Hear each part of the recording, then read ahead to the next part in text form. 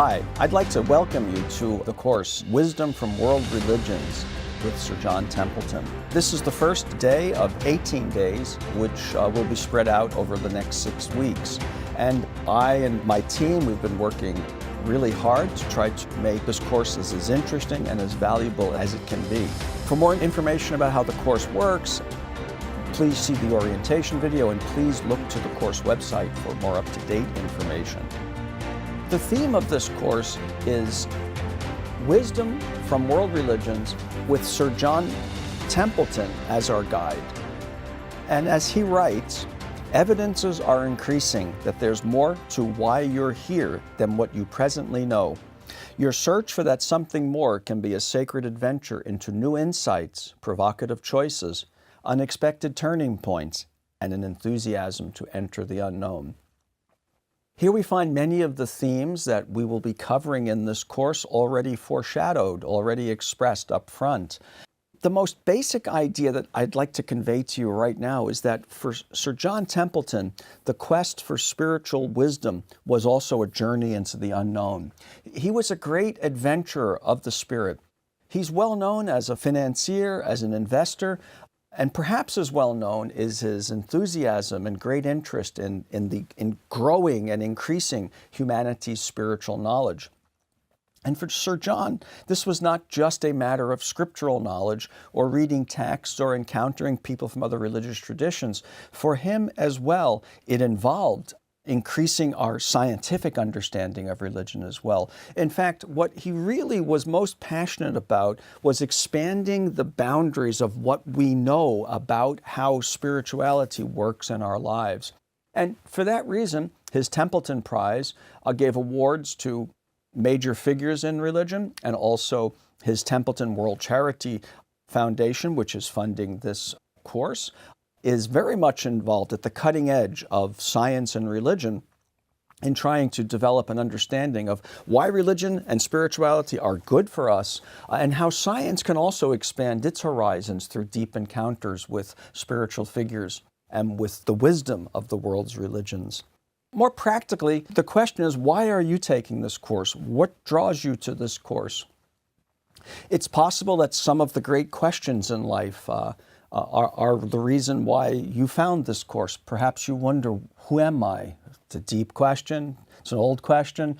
And of course, to answer it is why all of the world's philosophies and religions have arisen in the first place.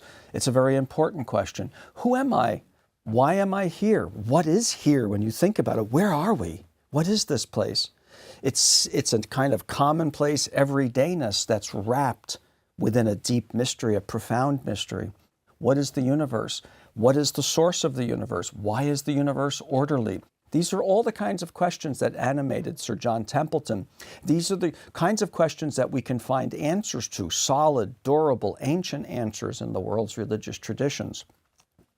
And so over the next few weeks together, I hope to be able to answer some of those questions with you, or at least make the beginnings of trying to find an answer for ourselves. I would like to say a few words today about Sir John Templeton's unique spiritual vision. As he wrote, the rich variety of world religions creates a tapestry of amazing beauty, a testimony to the spiritual nature of our human visit on earth. So Sir John Templeton had a great respect for religion, but he was also a great admirer of science.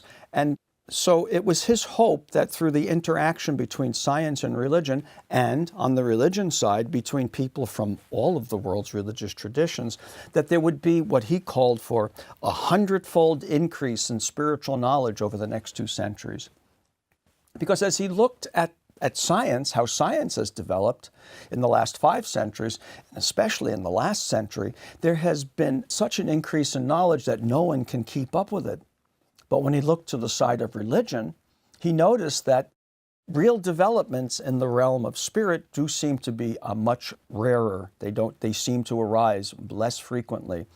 And so he was hoping to stimulate a real growth in that interchange between science and religion. Another of the themes that we find in this book is where Sir John Templeton calls people to become constructive participants in building heaven on earth. And This is a resonant and rich phrase, and it requires actualization. How can we make our lives more fulfilled, spiritually fulfilled? Well, in the book that is the textbook for this course, Wisdom from World Religions, Pathways Toward Heaven on Earth. It's available in various formats, as you can see in the syllabus. Sir John Templeton articulates 200 spiritual principles, and these are always expressed in his own wonderfully poetic and unique writing style.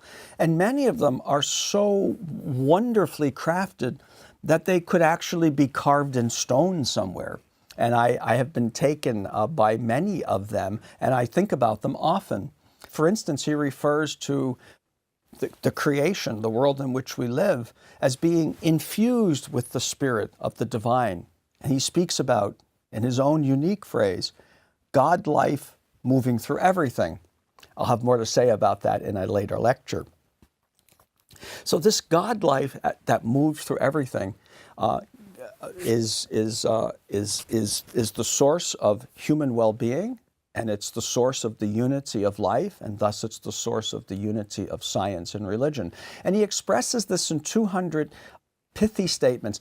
We don't have time to go through all 200 of them in this course. We only have 6 weeks together in 18 days. But what I have done then is I have taken the 18 themes for this course from the book, from his book, and with each of these 18 themes, I have paired them with a spiritual law. And the spiritual law, directly taken from his book, expresses an underlying principle, sort of the grammar of life. And if we were to adopt these principles or to cultivate them more profoundly in our life, we would start to experience for ourselves the truth of spiritual wisdom, which is ultimately what I would like to do with you in this course. And so what we will be doing together in each of our sessions together, I will spend some time talking about one of these 18 of the 200 spiritual laws, and then we will look at one of the world's religious traditions. I've selected 11 of them. I will not read all of the names to you. Some of them are very familiar: Buddhism, Hinduism, Christianity, Judaism, Islam, and others may be new to many of you, even though they're not new themselves, like Sikhism and Jainism and Zoroastrianism. And others are newer, but still not as widely known, such as the Baha'i faith. And what I will then attempt to do is to show how Sir John Templeton profited from his encounter with these traditions, and how he was able, in his own elegant and poetic way, to express the essence of these traditions or their essential teachings in his own spiritual laws. And then, this course is not just meant to be theoretical. It's also quite practical, and the practical part will be in the third video of each day, in which I will try to display a spiritual practice, a meditative technique, a contemplative practice, or a reflective practice where we think deeply about some truth in order to alter the conditions of our life. And so this third video each day will be my take on Sir John's spiritual practices, which he, of course, derived from the religious traditions of the world that form the background of this book. So that was a lot to say in our opening video, and if I were to distill that in a sentence or two, I would simply say that humanity's spiritual heritage is, in my perspective, and I think Sir John Templeton would agree, it's actually the greatest resource and the greatest gift that we have as human beings. Because unlike in any other discipline of life, spirituality and religion can give us a sure roadmap from moving from our everyday consciousness where we may feel fragmented and alienated and disconnected, and to restore us to wholeness with ourselves, with our neighbors, with our communities, and with the whole of life.